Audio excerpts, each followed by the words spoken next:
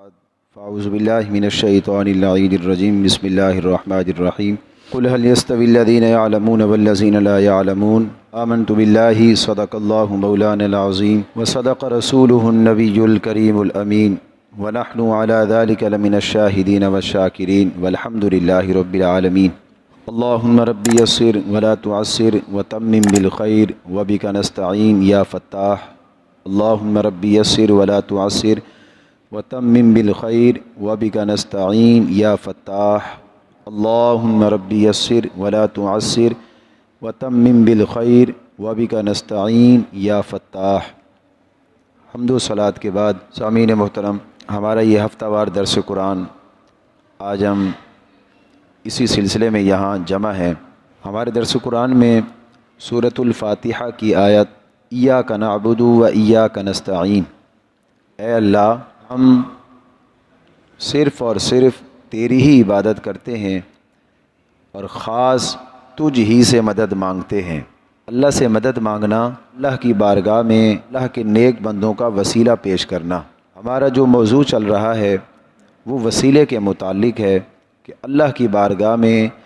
دعا کے اندر اللہ کے نیک بندوں کا وسیلہ پیش کیا جائے۔ تو وسیلہ یہ کہاں سے ثابت ہے؟ قرآن و حدیث میں وسیلے کے بارے میں کیا آیا ہے؟ غیر اللہ سے مدد مانگی جا سکتی ہے یا نہیں مانگی جا سکتی؟ اس کے بارے میں ہم نے اپنے گزشتہ درسوں کے اندر بڑی تفصیل کے ساتھ ہم نے پڑھا۔ آج کے درس میں چند ایک باتیں ہم وسیلے کے حوالے سے پڑھتے ہیں۔ اور گزشتہ اپنے درس کے اندر ہم نے یہ پڑھا تھا کہ توسل بعد از وصال یہ جائز ہے یا جائز نہیں ہے۔ کیا مطلب ہے اس کا؟ یعنی اللہ والوں کے ظاہری پردہ فرمانے کے بعد ان کا وسیلہ پیش کیا جا سکتا ہے یا نہیں پیش کیا جا سکتا، اس کے بارے میں قرآن و حدیث سے کیا حکم ہے اور اس کے بارے میں شریعت کیا کہتی ہے، یہ ہم نے اپنے گزشتہ درس کے اندر پڑھا۔ آج کے درس میں محدثین مفسرین کرام اس کے متعلق کیا فرماتے ہیں کہ اللہ والوں کے ظاہری پردہ فرمانے کے بعد بھی ان کا وسیلہ دیا جا سکتا ہے یا نہیں دیا جا سکتا۔ علامہ آلوسی رحمۃ اللہ تعالی علیہ یہ فرماتے ہیں کہ نبی اکرم صلی اللہ تعالی علیہ وسلم کی زندگی میں اور آپ علیہ الصلاۃ والسلام کے ظاہری پردہ فرمانے کے بعد آپ کی عزت اور وجاہت کے وسیلے سے اللہ سے دعا کرنے میں میرے نزدیک کوئی حرج نہیں ہے۔ اور فرماتے ہیں کہ نبی اکرم صلی اللہ تعالی علیہ وسلم کی وجاہت سے یہاں اللہ کی ایک صفت مراد ہے۔ وہ صفت کیا ہے؟ فرماتے ہیں مثلا اللہ رب العزت کی آپ علیہ الصلاۃ والسلام سے وہ کامل محبت ہے۔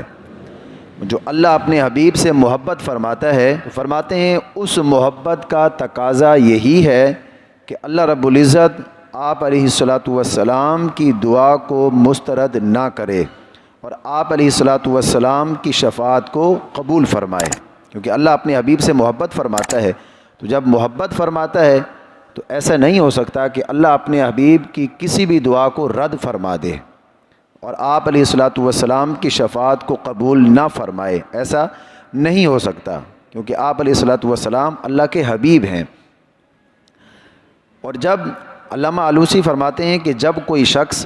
اپنی دعا کے اندر یہ کہتا ہے کہ اے اللہ میں تیرے نبی صلی اللہ تعالی علیہ وسلم کی وجاہت کے وسیلے سے دعا کرتا ہوں، تو میری اس حاجت کو پورا فرما، تو فرماتے ہیں کہ اس طرح دعا کرنے کا مطلب یہ ہے کہ اے اللہ میں اپنی اس حاجت کے پورا ہونے میں تیری محبت کو وسیلہ بناتا ہوں، جو تیرے حبیب کے ساتھ ہے اس محبت کو وسیلہ بناتا ہوں۔ آلوسی فرماتے ہیں کہ اس دعا میں اور تمہارے اس قول میں کوئی فرق نہیں ہے کہ بندہ یہ کہے کہ اے اللہ میں تیری رحمت کو وسیلہ بناتا ہوں، کیونکہ اللہ کا اپنے حبیب سے محبت فرمانا یہ اللہ کی رحمت ہی ہے۔ علامہ آلوسی اس سے بھی آگے کی بات کرتے ہیں۔ آپ فرماتے ہیں کہ میں اس بات کو بھی جائز سمجھتا ہوں کہ کوئی شخص یہ کہے دعا کے اندر کہ اے اللہ میں تجھ کو تیرے نبی اکرم صلی اللہ تعالی علیہ وسلم کی وجاہت کی قسم دیتا ہوں میری اس حاجت کو پورا فرما۔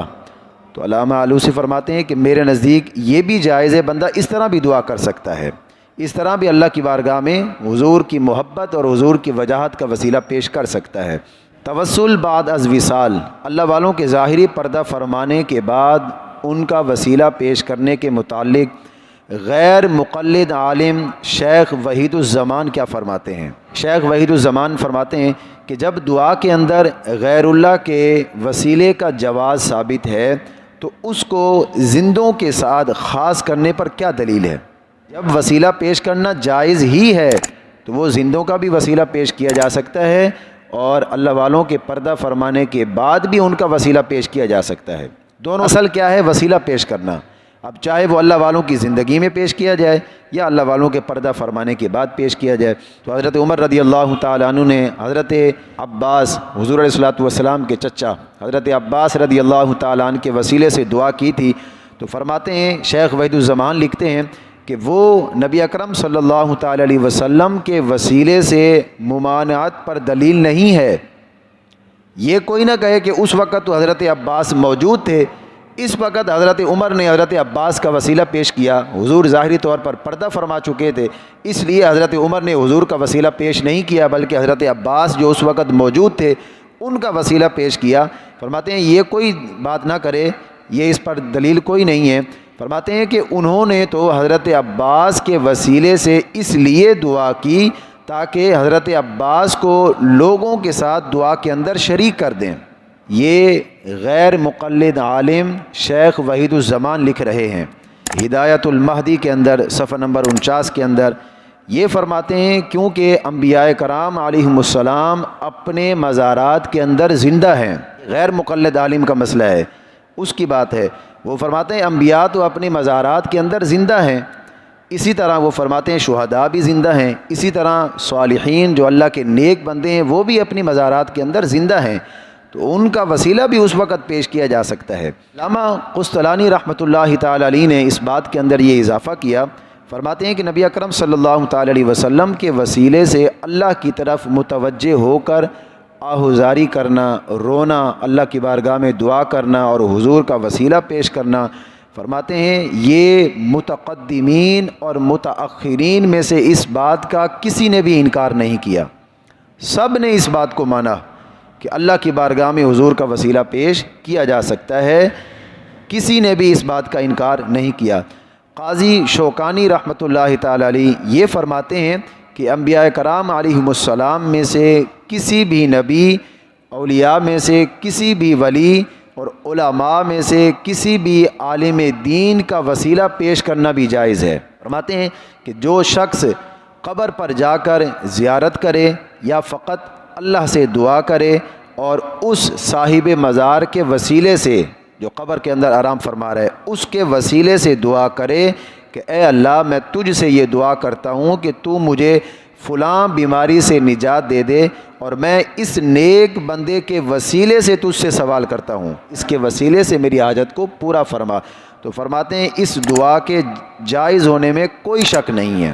یہ بالکل صحیح طریقہ ہے، اس طرح سے دعا کی جا سکتی ہے۔ اور یہ بھی یاد رکھیے گا قاضی شوکانی یہ بھی غیر مقلد عالم ہیں، فرماتے ہیں انبیاء کرام علیہم السلام اور صالحین کے توسل سے جو لوگ منع کرتے ہیں وہ کیا دلیل دیتے ہیں؟ وہ قرآن کی کچھ آیتیں پڑھتے ہیں کہ دیکھو اللہ نے منع کر دیا ہے کہ علاوہ کسی کو مدد کے لیے نہیں پکارنا۔ اب یہ غیر مقلد عالم کی بات ہو رہی ہے، وہ اس کے متعلق کیا فرما رہے ہیں؟ فرماتے ہیں جو لوگ وسیلے سے منع کرتے ہیں وہ قرآن مجید کی ان آیات سے استدلال کرتے ہیں، یہ آیاتیں بطور دلیل پیش کرتے ہیں۔ آیاتیں کیا ہیں؟ سب سے پہلے وہ سورۃ الزمر کی آیت نمبر 3 پیش کرتے ہیں۔ اللہ فرماتا ہے کہ کافر لوگ ہیں جو بتوں کی عبادت کرتے ہیں، وہ کہتے تھے، اللہ نے قرآن کے اندر فرمایا کہ وہ کہتے ہیں ہم ان کی بتوں کی صرف اس لیے عبادت کرتے ہیں کہ یہ ہمیں معاذ اللہ اللہ کے قریب کر دیں گے،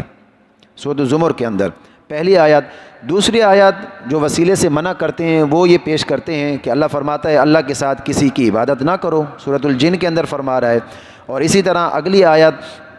سورۃ الرعد آیت نمبر 14 اللہ فرماتا ہے اسی کو معبود سمجھ کر پکارنا برحق ہے، اور جو لوگ اللہ کے سوا دوسروں کو معبود سمجھ کر پکارتے ہیں جو ان کو کوئی جواب نہیں دے سکتے۔ قاضی شوکانی فرماتے ہیں کہ وسیلے سے منع کرنے والے لوگ یہ آیات پیش کرتے ہیں کہ دیکھو اللہ اس کے اندر کیا فرما رہا ہے کہ اللہ کے سوا کسی کو نہ پکارو، اللہ کے سوا کسی کی عبادت نہ کرو، تو اس لیے وسیلہ جائز نہیں ہے۔ اب یہ غیر مقلد عالم کیا فرماتا ہے اس کے متعلق؟ تو وہ فرماتے ہیں ان آیات سے ان کا استدلال کرنا ہی صحیح نہیں ہے، کیونکہ سورۃ الزمر کی آیت نمبر جو 3 ہے، یہی آیت فرماتے ہیں یہ تصریح ہے کہ مشرکین بتوں کی عبادت کرتے تھے، اس لیے وہ یہ کہتے تھے کہ ہم ان کی اس لیے عبادت کرتے ہیں کہ یہ ہمیں اللہ کے قریب کر دیں گے، وہ ان کی عبادت کرتے تھے بتوں کی۔ تو قاضی شوکانی فرماتے ہیں کہ جو شخص مثلا کسی عالم کے وسیلے سے دعا کرتا ہے تو فرماتے ہیں وہ اس کی عبادت تو نہیں کرتا، عبادت تو اللہ کی کرتا ہے، وہ تو اس عالم کا، اس ولی کا صرف وسیلہ پیش کر رہا ہے۔ وہاں آیت تم نے یہ دی کہ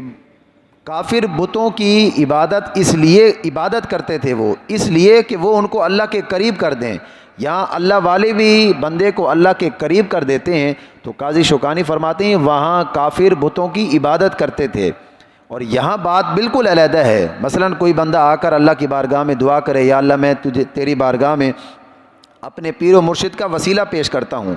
تو یہاں صرف بندہ اپنے پیر و مرشد کے وسیلے سے دعا کر رہا ہے، اپنے پیر و مرشد کی بندہ عبادت تو نہیں کرتا، اطاعت کرتا ہے، عبادت تو نہیں کرتا، عبادت تو اللہ کی کرتا ہے۔ تو فرماتے ہیں یہ آیت اس پر دلیل بنتی ہی نہیں ہے کہ اس عالم کے علم کی وجہ سے اللہ نے اس عالم کو فضیلت دی ہے، اللہ نے اس عالم کو عظمت دی ہے، اس وجہ سے اس کے وسیلے سے دعا کرتا ہے۔ سورۃ الجن کی جو آیت نمبر 18 آئی، اللہ فرماتے ہیں اللہ کے ساتھ کسی اور کو شریک کر کے پکارنے یا عبادت کرنے سے منع کیا ہے۔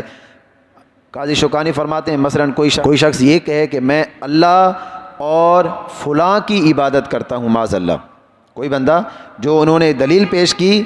جنہوں نے وسیلے سے منع کیا کہ اللہ تو فرماتا ہے کہ اللہ کے ساتھ کسی اور کو شریک کر کے نہ پکارو، تو فرماتے ہیں یہ آیت تو اس پر دلیل ہی نہیں بنتی، کیونکہ اللہ کے ساتھ کسی کو شریک کرنا، یہ تو بندہ مثلا اس طرح کہے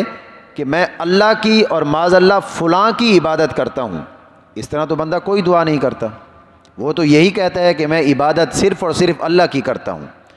اللہ کے عبادت کے اندر وہ تو کسی کو شریک ٹھہراتا ہی نہیں ہے اللہ کے ساتھ۔ تو فرماتے ہیں جو شخص مثلا کسی عالم کے وسیلے سے دعا کرتا ہے وہ صرف اللہ سے دعا کرتا ہے، اللہ سے اس عالم کے وسیلے سے دعا کرتا ہے، اور اللہ کے بعض نیک بندوں کے اعمال صالحہ کا وسیلہ پیش کیا جاتا ہے، ان کی عبادت نہیں کی جاتی۔ اور وہ دلیل بھی یہاں دیتے ہیں، وہ 3 شخص جا رہے تھے غار کے اندر، انہوں نے آرام کیا تو ہوا سے پتھر جو ہے اڑا اور غار کے منہ پر آ کر وہ رک گیا، غار کا منہ بند ہو گیا۔ اب جناب والا کیا ہوا، تینوں شخص بیٹھ گئے اللہ کی بارگاہ میں دعا کرنے کے لیے، ہماری سب سے پسندیدہ نیکی کون سی ہے، ہمارا سب سے پسندیدہ عمل کون سا ہے؟ تینوں بیٹھے، تینوں نے مشورہ کیا، سوچ لیا کہ ہمارا سب سے نیک عمل یہی ہے، تو تینوں نے پھر یہ مشورہ کیا کہ ہم اللہ کی بارگاہ میں اپنے اپنے نیک عمل کا وسیلہ پیش کرتے ہیں۔ تو ہر ایک شخص نے اپنے نیک عمل کا وسیلہ پیش کیا، یا اللہ میں نے تیری رضا کے لیے وہ کام کیا تھا، اگر تیری بارگاہ میں وہ کام اچھا ہے تو اس پتھر کو ہٹا دے۔ تو جب ایک بندے نے اس طرح دعا کی تو پتھر تھوڑا سا ہٹ گیا، دوسرے شخص نے دعا کی پتھر تھوڑا سا اور ہٹ گیا، تیسرے شخص نے دعا کی تو پتھر جو ہے بالکل ہٹ گیا، ان کا راستہ صاف ہو گیا۔ تو قاضی شوکانی فرماتے ہیں انہوں نے اپنے نیک اعمال کا وسیلہ اللہ کی بارگاہ میں پیش کیا، اللہ نے ان کی پھر مدد فرمائی، ان کی حاجت کو پورا کیا۔ اسی طرح وہ فرماتے ہیں سورۃ الرعد کی جو آیت نمبر 14 ہے، ان کے اندر ان لوگوں کی مذمت ہے جو ان لوگوں کو معبود سمجھ کے پکارتے تھے، ان لوگوں کی مذمت ہے، ان کی مذمت نہیں ہے کہ جو وسیلہ پیش کرتے ہیں عبادت صرف اللہ کی کرتے ہیں، ان کی مذمت نہیں ہے، مذمت ان کی ہے کہ جو اللہ کی عبادت کے اندر کسی اور کو شریک کرتے ہیں، جس طرح کافر کرتے تھے، وہ تو اللہ کے ساتھ عبادت میں کسی بتوں کو شریک ٹھہراتے تھے، تو یہاں تو ایسا نہیں ہوتا۔ تو فرماتے ہیں اب جو بندہ کسی عالم کے وسیلے سے دعا کرتا ہے تو وہ صرف اللہ سے دعا کرتا ہے اور کسی اور سے دعا نہیں کرتا۔ ہم جب اللہ کی بارگاہ میں دعا کرتے ہیں، یہ جنرل سی بات ہے، ہم جب اللہ کی بارگاہ میں دعا کرتے ہیں تو کیا کہتے ہیں، یا اللہ فلاں نیک بندے کے وسیلے سے میری اس حاجت کو پورا فرما۔ اس کے اندر نہ اس فلاں بندے کی عبادت کا کوئی ذکر ہے کہ ہم معاذ اللہ اس کی عبادت کر رہے ہیں، یا معاذ اللہ ہم اللہ کی عبادت میں اس فلاں کو شریک کر رہے ہیں، ہم دعا کس سے کر رہے ہیں؟ اللہ سے کر رہے ہیں، اس نیک بندے کا وسیلہ پیش کر رہے ہیں، عبادت ہم کس کی کر رہے ہیں؟ وہ بھی اللہ کی کر رہے ہیں، اس نیک بندے کا ہم وسیلہ پیش کر رہے ہیں۔ تو یہاں پر تو وہ آیتیں لاگو ہی نہیں ہوتیں، وہ تو کافروں کے متعلق تھیں جو شرک کرتے تھے۔ اور ایک مسلمان جس کا عقیدہ یہ ہو کہ دینے والی ذات صرف اور صرف اللہ کی ہے، عبادت صرف اور صرف اللہ کی جا سکتی ہے، غیر کی عبادت کسی بھی صورت کے اندر جائز نہیں ہے، تو وہ اگر اللہ کی بارگاہ میں جب دعا کرے، اللہ والوں کا وسیلہ پیش کرے، تو یہ نہ تو شرک ہوتا ہے نہ بدعت ہوتی ہے۔ ہاں جن کی عقلوں پر پردہ آ چکا ہے تو وہ اس طرح کی جو ہے جناب والا باتیں بناتے ہیں، کوئی شرک کہتا ہے تو کوئی بدعت کہتا ہے۔ بہرحال شریعت کی روشنی میں اللہ کے نیک بندوں کا وسیلہ اللہ کی بارگاہ میں پیش کرنا قرآن سے بھی ثابت ہے، حدیث سے بھی ثابت ہے، اور جناب والا محدثین مفسرین کرام کے قول سے بھی ثابت ہے، فعل سے بھی ثابت ہے، اور تو اور غیر مقلد جو علماء ہیں ان کے نزدیک بھی اللہ کی بارگاہ میں نیک بندوں کا وسیلہ پیش کرنا یہ بالکل شریعت کے عین مطابق ہے۔ بارگاہ الہی میں دعا کرتے ہیں رب العالمین ہم تمام مسلمانوں کو قرآن مجید پڑھنے، قرآن کو سمجھنے، قرآن کی تعلیمات پر عمل پیرا ہونے کی توفیق عطا فرمائے۔ وآخر دعوانا